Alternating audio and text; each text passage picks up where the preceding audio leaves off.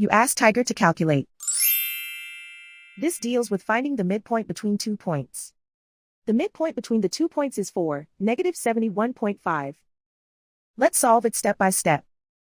Plot the 2 points and calculate the midpoint using the formula. The coordinates of point 1 are, x1 equals -14, y1 equals -74. The coordinates of point 2 are, x2 equals 22, y2 equals -69.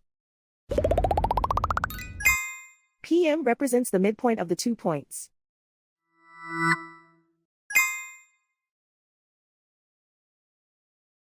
Use the x values in the midpoint formula to find the midpoints x. x1 equals -14. x2 equals 22.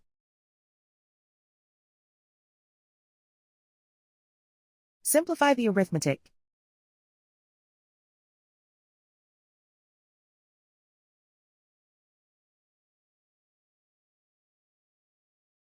Use the y values in the midpoint formula to find the midpoints y. y1 equals -74. y2 equals -69. Simplify the arithmetic.